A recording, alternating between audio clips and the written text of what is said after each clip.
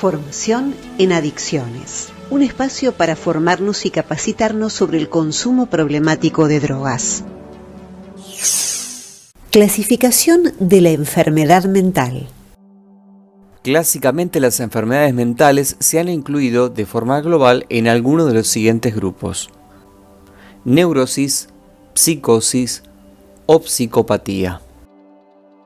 En lo que refiere a la diferenciación de los cuadros psicopatológicos, hay tres conceptos que son muy importantes y que tenés que tener en claro.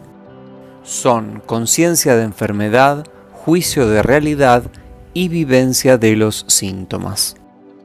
Vamos a ver cada uno. La conciencia de enfermedad es la capacidad que tiene el sujeto que padece el trastorno de entender, reconocer y aceptar dicha enfermedad mental.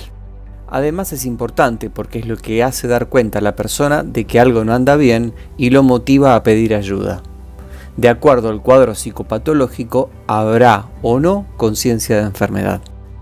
En psicopatología se evalúa el juicio o criterio de realidad, que presupone el ejercicio de nuestra capacidad para procesar la realidad y adquirir conciencia de ella.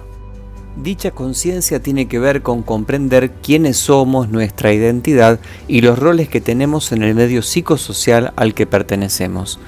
Si esto se puede observar, se dirá que el juicio de realidad está conservado. De lo contrario, se dirá que no lo está o que está alterado. En cuanto a la vivencia de los síntomas, vamos a hablar de vivencia egodistónica y vivencia egosintónica. Egodistónico significa que el sujeto padece, sufre síntomas, pero que además tiene conciencia de que los mismos están en conflicto o que son disonantes con las necesidades y objetivos del yo. No deberían estar ahí, le molestan. Egodistónico significa que los síntomas, los comportamientos, los valores y sentimientos, el sujeto los vivencia en total armonía con el yo. Son aceptados por él, no los problematiza y son coherentes con los ideales de su autoimagen, o sea, no le molestan. Ahora sí, vamos a ver la caracterización de cada uno de los cuadros. La neurosis. La neurosis es una desadaptación menor de la personalidad en sus relaciones internas y externas. Los rasgos más importantes de la neurosis son la conservación del juicio de realidad, la conciencia de enfermedad, la presencia de angustia y de culpa. Tiene una vivencia egodistónica de los síntomas, lo que quiere decir que lo que le pasa, lo que le ocurre, no se presenta como algo ajeno a sí, o sea, reconoce sus síntomas y el carácter anómalo de estos. Psicosis. El concepto de psicosis es tomado por la psiquiatría en una forma muy amplia, para designar una serie de enfermedades mentales de origen orgánico o psíquico. La psicosis consiste en la ruptura de la continuidad de la vida psíquica del sujeto y de la relación con su mundo. Las características son la pérdida del juicio de la realidad, la no conciencia de enfermedad, la vivencia egosintónica de los síntomas y a veces pueden presentarse alucinaciones o delirios. En la psicosis no habría angustia y culpa. Psicopatía. En un principio este término definía sujetos marginales.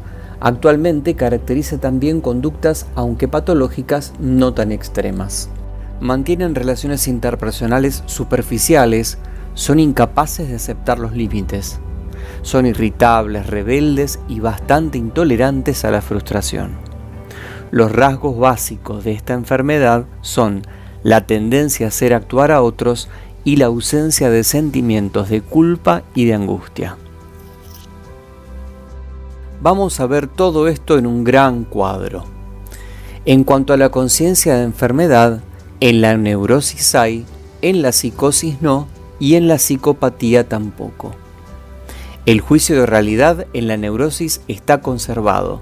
En la psicosis es no conservado, pero en la psicopatía sí está conservado.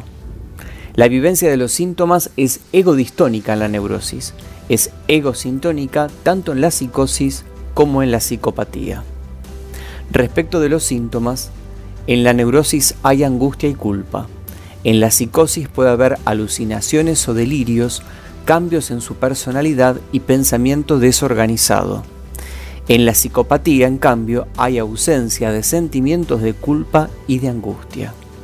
Respecto a la comunicación interpersonal, en la neurosis es posible y normalmente fácil. En la psicosis es siempre difícil y a veces imposible. Y en la psicopatía es una comunicación solo aparente vinculada a sus propios intereses. Algunos ejemplos de neurosis son la neurosis fóbica, la obsesivo-compulsiva, también llamada TOC, la histérica, la depresiva y la hipocondríaca.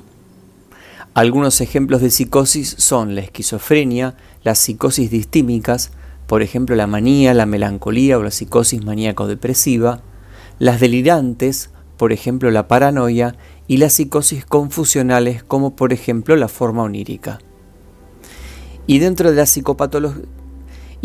psicopatía tenemos las primarias, que son los perversos constitucionales o sexuales, y las secundarias, que son los esquizoides, depresivo, paranoide, obsesivo, y las secundarias a otro tipo de cuadro.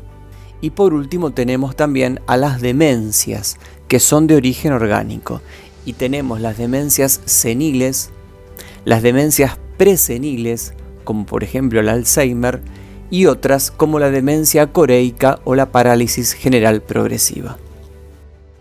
Si te gustó el video, no dejes de darnos like, de suscribirte al canal para estar al tanto de las actualizaciones y de buscarnos en las redes sociales. Formación en adicciones. Conocer nos hace más libres.